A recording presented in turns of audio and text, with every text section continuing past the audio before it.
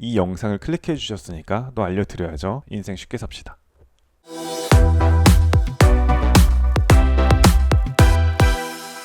안녕하세요. 인생 공략집입니다. 호감과 호의를 구분하기 쉽지 않기 때문에 확신도 들지 않고 연애 진행이 어려우시죠? 그래서 오늘은 알아야 보이는 애매한 호감 신호를 한번 알아볼게요. 바로 갈게요. 첫 번째로 굉장히 애매한 신호입니다. 잘 웃어준다. 이거 진짜로 호감 신호라고 이야기하시는 분들 굉장히 많은데요. 억울하신 분들도 많으실 거예요. 특히 MBTI로 따진다면은 땡땡 FJ나 땡땡 FP 성향인 분들은 성격상 정말 잘 웃어주십니다.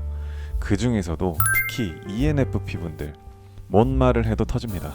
그래서 그 중에는 외모도 훌륭하시고 성격도 너무 좋으신 분들은 꼬리 친다는 말을 많이 들으셔서 억울하신 분들도 정말 많았을 거예요. 그런데 이제 호감이 있어서 웃는 경우도 있다는 게 이제 구분하기 참 어려운 점이죠. 그래서 준비했습니다. 또 웃음 구분 방법 제가 알려드려야겠죠. 웃음은 크게 세 종류가 있습니다. 첫 번째는 정말 재밌어서 웃는 경우와 사회생활 웃음, 그 다음에 여운이 긴 참는 웃음, 이렇게 세 가지로 나눌 수 있는데요. 크게 일단 첫 번째 정말 웃겨서 재밌어서 웃는 경우일 경우에 는 가수 안유진 씨를 한번 생각해 보시면은 정말 시원하게 웃으시죠. 제가 사실 안유진 씨의 광팬입니다. 와, 진짜 너무 이쁘.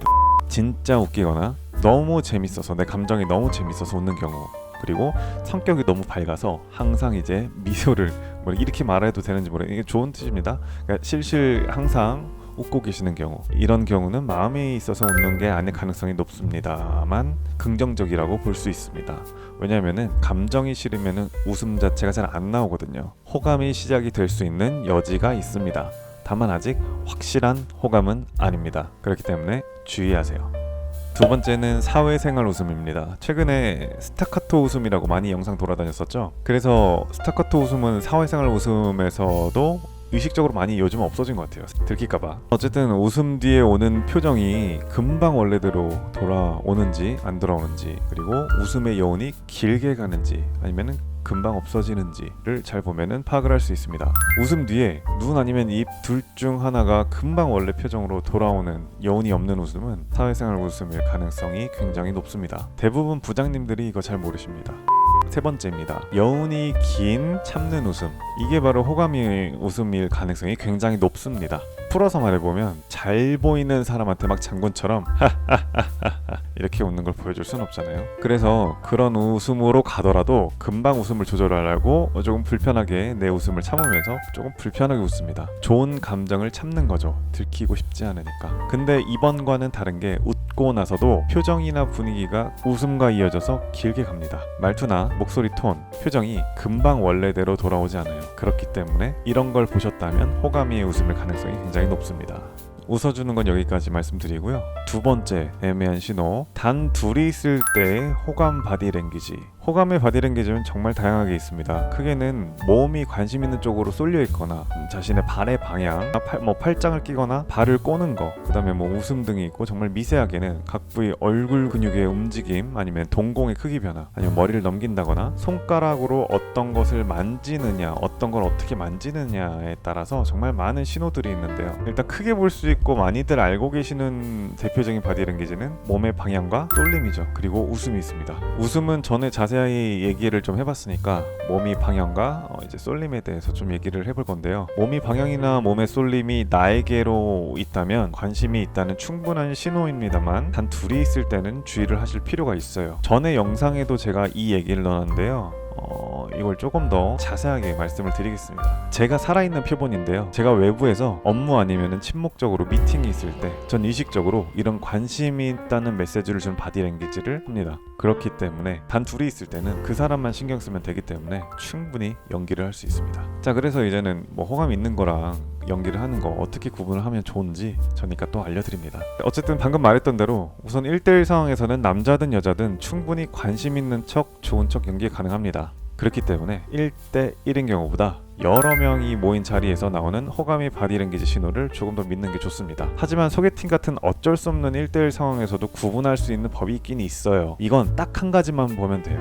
상대방이 관심 있는 말을 들을 때만 몸이 앞으로 가냐, 아니면은 무슨 말을 하든 대화 대부분이 몸이 방향이나 쏠림이 앞으로 나와 있냐. 저 같은 경우는 상대가 남자라도 관심 있는 말을 하면은 몸이 앞으로 가고서는 귀를 기울여서 듣게 돼요. 오해하지 마세요. 남자를 좋아한다는 게 아니라 관심 주제에 대해서 말할 때만 앞으로 가냐, 아니면 대화 내내 그 사람이 좋아서 몸이 앞으로 가냐를 봐야 된다는 겁니다. 보통 이야기를 하면 서로 관심사에 대해서 이야기를 하게 됩니다. 여러 가지 주제로 이야기를 하다 보면 조금은 관심 좀 떨어지는 이야기를 할 때 저는 다시 의자에 몸을 편하게 기댑니다. 아, 그런 얘기를 하는구나. 뒤로 돌아와서 다시 제 페이스를 유지하려고 편한 자세로 복귀를 하는 거죠.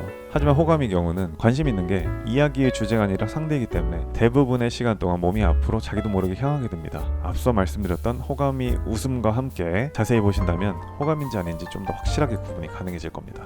자, 세 번째 애매한 신호. 시선이 자꾸 마주친다. 자, 이것도 굉장히 사람마다 입장 차이가 다를 수 있는 부분입니다. 여러분이 관심 있는 사람이 나에게도 관심이 있을까 해서 쳐다봤는데 그쪽도 쳐다봤어요. 근데 한 번이 아니라 두 번, 세 번 눈이 마주쳤어요. 아, 그러면 저 사람도 나한테 호감이 있나? 라고 생각할 수 있는데 상대방의 입장에서 아씨 뭐야 나 왜 자꾸 쳐다봐? 뭐야 또 눈 마주쳤어, 또 쳐다보네, 아씨 기분 나빠, 이런 경우가 있다는 거예요. 특히 남자 쪽에서 쳐다보는데 여자 쪽에서 약간 왜 쳐다보지라고 생각하는 경우가 좀 많아요. 반대의 경우도 있지만 이런 식으로 시선이 자주 마주친다는 것만으로는 이제 호감이라고 볼 수는 없고요. 상대방이 나를 의식하는지 안 의식하는지 그냥 궁금해서 쳐다보는 걸 수도 있고, 뭔가 튀거나 아니면은 의상이 좀 화려하거나 다양한 이유 때문에 쳐다보는 걸 수도 있습니다. 이걸 확인하는 방법은 굉장히 또 간단합니다. 제가 또 알려드려야죠. 심리학 기술 하나만 사용해보면 되는데요. 바로 미러링이라고 하는 기술입니다. 미러링은 말 그대로 거울 효과, 따라하는 건데요. 정말 상대방이 나한테 호감이 있다 라고 하면요, 그 상대방이 무의식적으로 내가 어떤 행동을 하게 되면 그 행동을 따라하게 됩니다. 다수가 있을 때 나한테 호감 있는 사람 찾는 방법으로도 굉장히 유용한 심리 기술인데, 내가 마음에 드는 사람이 있다면 한번 하품을 하거나 귀를 만지거나 하는 행동을 해보세요. 2번 이상 테스트를 시간차를 두고 해서 같은 행동을 따라하거나 비슷한 행동을 하게 되면 나를 신경 쓰고 있을 확률이 굉장히 높다 라고 말씀드릴 수 있습니다. 네 번째, 다정하게 잘 대해준다. 금사빠분들이 이거에 많이 당하십니다. 다정하게 대해주는 것을 호감 표시라고 말씀하시는 분들이 많이 계세요. 반은 맞고 반은 틀립니다. 왜냐하면 우선 정말 좋아하는 사람이 옆에 있으면 그 마음을 들키고 싶지 않아서 사람이 굉장히 굳게 돼요. 쑥스러워지고 막 굳게 되기 때문에 정말 자연스럽게 다정하게 대하기란 쉽지 않습니다. 잘 생각해보세요. 여러분이 좋아하는 사람에게 무언가 더 잘해주려고 할 때 엄청난 용기가 필요했을 거예요. 그렇기 때문에 그 용기를 내고 행동으로 옮기는 것도 쉽지가 않고, 행동으로 옮겼다고 해도 떨리는 마음에 머릿속이 새하얘지고 내가 의도한 방향과 다른 그런 행동이 나올 수 있는 변수가 굉장히 많아질 수 있습니다. 아무렇지도 않게 다정하게 행동하고 막 여지를 주고 남긴다면 호감일 수도 있지만 어장일 가능성도 배제할 수 없습니다. 아니면 그냥 성격상 배려를 잘 해주는 걸 수도 있어요. 그렇기 때문에 나를 갖다 신경 써준다고 해서 무조건 호감이라고 짐작하지 않는 것이 좋습니다. 하지만 호감을 구분하는 법, 또 저니까 알려드려야겠죠? 간단합니다. 여러 사람이 있을 때에도 나한테 특별하게 배려를 베풀거나 신경 써주는 게 보인다면 그럼 호감일 확률이 높습니다. 사실 이거보다 더 정확한 건 물어보는 것밖에 없을 정도로 다수에서의 관찰이 가장 좋은 방법인 애매한 신호입니다. 자, 마지막으로 5번째인데요. 질문을 많이 한다. 자, 이것도 조금은 좀 세부적으로 말씀을 드려야 돼요. 많은 다른 영상들에서도 질문을 많이 하면 호감이 있다고 하는데 꼭 그렇지가 않습니다. 질문은 남녀가 좀 다른 양상을 좀 보입니다. 여성분들이 질문을 많이 하면 호감일 확률이 높습니다. 하지만 남성분들이 질문을 많이 하는 경우는 좀 다를 수가 있어요.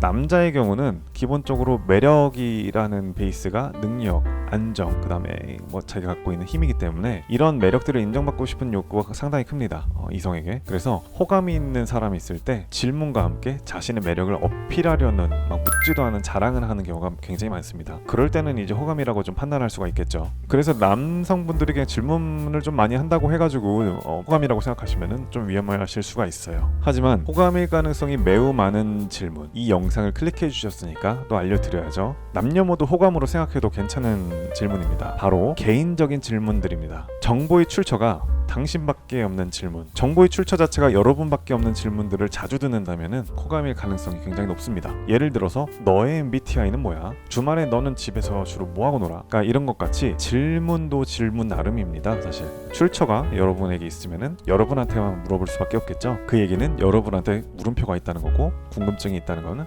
호감의 신호가 굉장히 높다는 거겠죠. 질문의 성격에 대해서 구분하셔야 됩니다. 그리고 남녀의 차이도 있다는 것 알아두시고요. 진짜 꿀팁이죠. 도움되셨다면 좋아요만 눌러주세요. 다음 영상은 뭘까요? 다음 영상도 여러분의 인생에 도움이 되는 공략으로 찾아뵙겠습니다. 인생 쉽게 삽시다.